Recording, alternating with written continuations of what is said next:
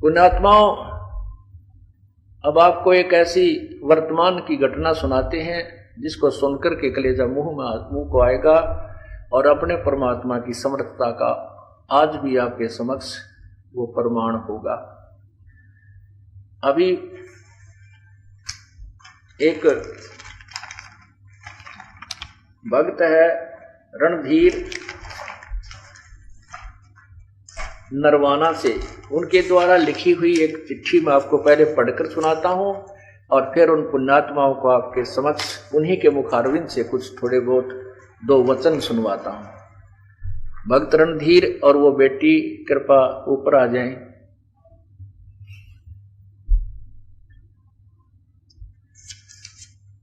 अब इसमें इनके द्वारा लिखी हुई ये पत्र आपको सुनाता हूं, ध्यानपूर्वक सुने। सत साहेब जय, बंदी छोड़ सतगुरुदेव की जय। बंदी छोड़ जगत गुरु परम पूज्य संत रामपाल जी महाराज के चरणों में हमारा दंडवत प्रणाम। मैं और मेरा परिवार आपका बहुत आभारी है। आपने हमें वो सुख दिया है जिसकी हम जीवन में कभी कल्पना भी नहीं कर सकते थे। आज मैं अपनी आप बीती लिख रही हूं। मैं 2 महीने से बीमार चल रही, जब तक तो इस बेटी ने नाम भी नहीं लिया था। ये दास रोहतक जेल में था, उस समय की बात बता रही। कहते हैं गेल गेल लग गया फरू जब लग धरती आकाश। अपनी पुण्यात्मा के परमात्मा ऐसे साथ रहता है। मैं दो महीने से बीमार चल रही थी। ओए होए, नरवाना के सभी अच्छे से अच्छे डॉक्टरों के पास जा चुकी थी, परंतु कोई भी दवाई असर नहीं कर रही थी। इसके विपरीत मेरी हालत प्रतिदिन और ज्यादा बिगड़ती जा रही थी। 30 जून 2007 कबीर साहब की जयंती के दिन जब मैं रात को लेटी हुई थी, सो रही थी और परिवार सो रहा था, उस समय कबीर परमेश्वर आए और मुझे हाथ में कुछ देकर चले गए। जब मैंने देखा तो वो एक 10 रुपए का नोट था। ओए होए, ये देखो, ये 10 रुपए का नोट था। ये 10 रुपए का नोट इस बेटी को देकर परमात्मा रात्रि में आए और इसको उठाया और आशीर्वाद दिया, सिर पे हाथ रखा और ये 10 रुपए का नोट इस लड़की को देख, कति ओरिजिनल है यो, कदे को डुप्लीकेट समझे। ये देख लो,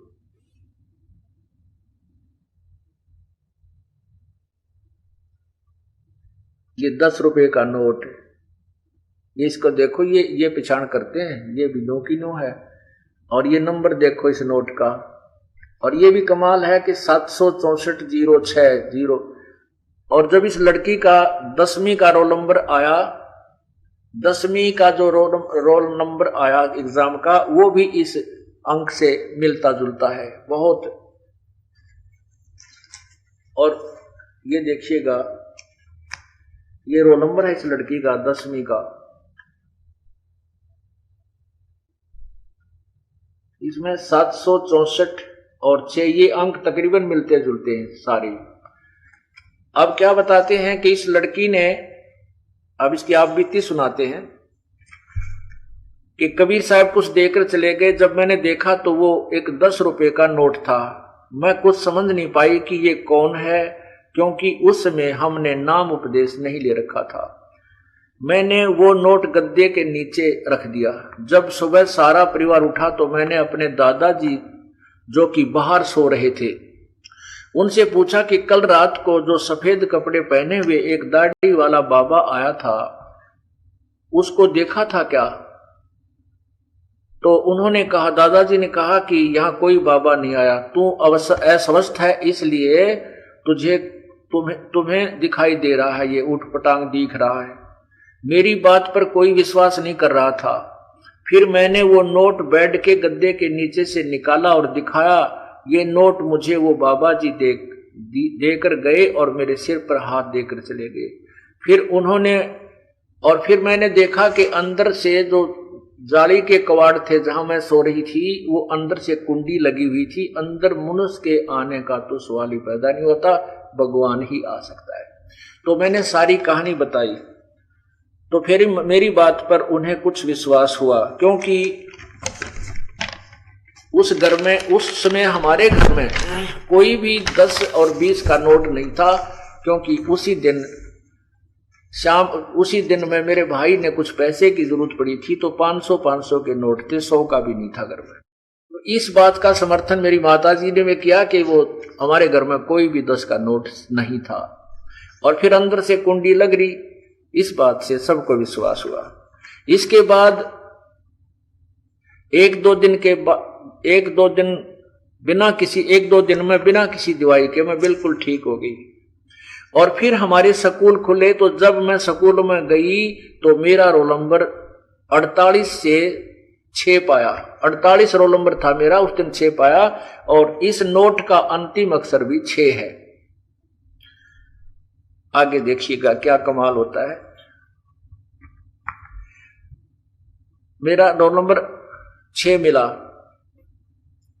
उसके बाद जब भी मुझे कबीर परमेश्वर दिखाई देते थे तो वो संत रामपाल जी महाराज का रूप धारण कर लेते थे। फिर जब मेरे को दोबारा इतनी बीमारी हुई कि नरवाना के व जींद के सभी डॉक्टरों ने यह कह दिया कि यह नहीं बच सकती। डॉक्टर कह रहे थे कि सांस लेने के लिए कम से कम HB 4 होना चाहिए, और मेरा HB 2 HB। नरवाना के डॉक्टरों ने कह दिया कि भाई इस लड़की को घर ले जाओ और ये अपनी सेवा करो, या कुछ दिन की मेहमान है, या हिसार तक भी नहीं पहुंच सकती।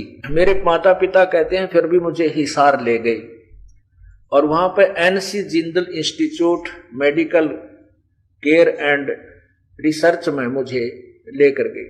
तो वहां डॉक्टर को जब उसका HB दिखाया, उन्होंने अपना पूछा कि उसमें कितना HP था। नरवाना वालों के पास 2.5 HP था।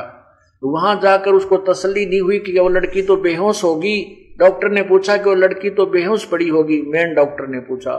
वो कहने लगे नहीं, वो बोल रही है। डॉक्टर कहने लगा फिर तो इसकी HB ठीक है, उनकी किसी रिपोर्ट में गलती है। तो उस डॉक्टर ने स्वयं HB दोबारा चेक किया तो 2 पाया, 2.5 भी नहीं, 2। ये देखिएगा पुण्यात्मा, इसको कहते हैं परमात्मा की लीला, जो अनहोनी करता, जहां साइंस भी फेल है। नास्त्रोदमस ने अपनी भविष्यवाणी में लिखा कि वो संत आएगा इस दास के बारे में, और वो ऐसे चमत्कार करेगा कि साइंस भी धरी धराई रह जाएगी। ये देखिएगा, ये है NC Jindal institute of medical care and researches, model town Hisar. इन्होंने देखिएगा यहां पर ये OPD नंबर ये है इस लड़की का, और ये सारा इसका नाम है ज्योति, बेटी का नाम ज्योति है। और ये देखिएगा ये 17 वर्ष की लड़की लिखी है, और 25/1/2008 को ये एडमिट की गई है। और यहां डिस्चार्ज जब की, इसको देखना, डायग्नोज है इसके, ये नीचे देखना इसका HP कितना है। ये देखिएगा, ये HB 2 ग्राम 2.0। ओए होए। अब पुण्यात्माओं, डॉक्टर हैरान है कि लड़की बोल रही है 2 ग्राम, इसमें तो सांस भी नहीं ले सकती, ये खत्म हो जाती। फिर उसने सोचा कि इसका कोई भयंकर बीमारी पावेगी, तो उसने सारे टेस्ट, ये ढेर सारे इन्होंने टेस्ट करवा रखे, गिनती नहीं हो, ये सभी टेस्ट किए। ये सारी टेस्ट रिपोर्ट, ये देखो, ये सब सारी MRI कार, सब अल्ट्रासाउंड। और डॉक्टरों ने कहा कि ये कम से कम 1 महीने में जाकर के स्वस्थ हो सकेगी। इसकी मौसी जी इनके साथ वहां, मौसी थी या इनकी कोई रिलेटिव्स के साथ, लड़की के साथ रह रही थी। तो रात्रि के समय इसका ट्रीटमेंट चल रहा था, तो परमात्मा आए, कभी इस दास का रूप बना लेते, कभी कबीर जी का रूप दाढ़ी वाला, और लड़की को आशीर्वाद देते। उसकी मौसी भी देखे, नो बोली बेटा, वह कहने लगी कि तेरे ये कौन है, एक बाबा दिखाई देता है, कभी सफेद कपड़े में, कभी बगैर दाढ़ी का, कभी दाढ़ी का, और तुझे आशीर्वाद देकर जाता है बेटी। तो ये लड़की 5वें दिन स्वस्थ हो गई। वो डॉक्टर भी हैरान है कि ऐसा मरीज, ऐसे ग्राम का और इतनी दर्दी कैसे कवर किया इसने। तो एनसी जिंदल अस्पताल में एडमिट कराया। वहां से डॉक्टर ने भी ये कह दिया कि ये अजीब केस है, ये इतने कम खून में जीवित कैसे है, इतने कम खून में तो कोई सांस भी नहीं ले सकता। फिर डॉक्टर ने कहा कि इसे बहुत बड़ी बीमारी मिलेगी, नहीं तो इतना कम एचबी नहीं हो सकता। डॉक्टर ने सभी टेस्ट किए परंतु मुझे कोई भी बीमारी नहीं मिली। जब मुझे अस्पताल में खून चढ़ाया जा रहा था तो मुझे बार बार वहां कबीर परमेश्वर खड़े दिखाई दे रहे थे। डॉक्टर कह रहे थे कि इसे 1 महीने से अधिक अस्पताल में रखना पड़ेगा, परंतु 5वें दिन मैं बिल्कुल ठीक होगी और छुट्टी मिल गई। बोलो सतगुरुदेव की। फिर ये लड़की बताती है कि मैं स्वस्थ रहने के कारण शिक्षा भी अच्छी तरह ग्रहण नहीं कर पाई थी और मुझे इंग्लिश में पास होने के भी चांस नहीं थे और मुझे 70% नंबर मुझे मिले। बोलो सतगुरुदेव की जय। कहती मेरे 500 में से 371 नंबर आए, 500 में से 371। ओहो। और जब इंग्लिश में देखा तो मेरे 70 नंबर आए, 100 में से 70।